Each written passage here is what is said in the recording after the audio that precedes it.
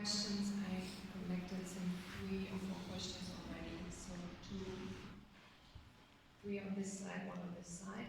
And please keep your questions short. Hello, we actually don't want to ask the question, we're more asking for 5 minutes of your time. We are from Women Defend Rojava, and we are here to take attention to the ongoing war in Rojava, you probably all know, and we also want to put attention to the Kurdish women movement.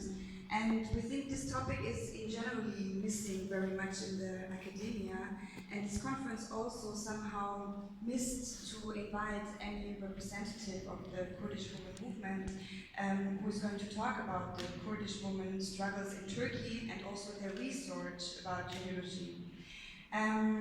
So after discussion with the people organizing, which was very nice actually, we got invited to participate as an audience in the next panel, but this is not so much what we wanted to aim actually with this action. We don't think that as activists we need to educate academics, because academics have like the best access to information and probably have much more knowledge than we have or than the society is having. So we just want to have like 5 minutes to read our statement and somehow make clear what is it about, and we also will be outside more 30 minutes, like until 1 o'clock, and there are a lot of books you can buy, and yeah, so I pass to my friend, she will read our statement. That's just like an inspiring, critical inspiration we can say. Rick Beck is a term used both to refer to the changing of a point of view and to have an eye contact. Here we ask, when will the academia have an eye contact with the ongoing women's revolution on Rojava? Or when will the contemporary Turkish studies include these topics like extortion of the Kurdish municipalities by the Turkish state, imprisonment of politicians, murder of civilians, and silencing of Kurdish opposition? Is it still academically relevant to discuss about rights and equality in Turkey without speaking about the ongoing war? How reliable does it make the knowledge produced in the academia when the name of Kurdish women is ignored in the context of a discussion on brave women? This is a feminist academic intervention. First, we must say that we recognize and appreciate the struggle of women in Turkey in the field of gender studies in the academia. But today, we also want to remind you the term genealogy, science of women, that Kurdish women invented to reclaim the knowledge stolen from women by patriarchy. Genealogy involves the research of the history of women, which to this day remains unwritten. Genealogy does not close itself behind the walls of the colonial space of academia. It is not limited to the women who have access to those institutions. Even every woman from every age, in the neighborhoods, on the mountain, or on the streets, women working in the agriculture and refugee women are invited to contribute to it.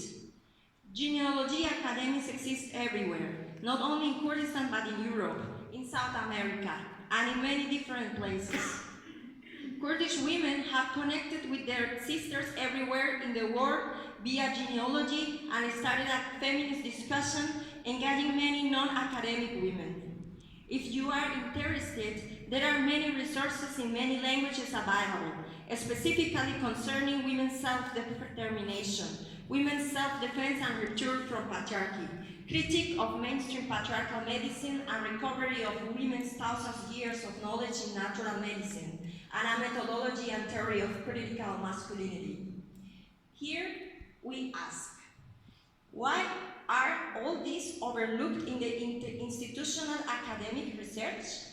What are the roles of the academic as state apparatus and colonial ideology of Turkish state in criminalizing the Kurdish movement? What are the challenges that the Kurdish community and struggle pose in terms of representation in the academia in Turkey and beyond? What are the proportions of the resources taken by the Turkish and Kurdish people in Turkey and in Europe in this kind of events that refrain from mentioning the Kurdish struggle of equality and rights in the context of Turkey?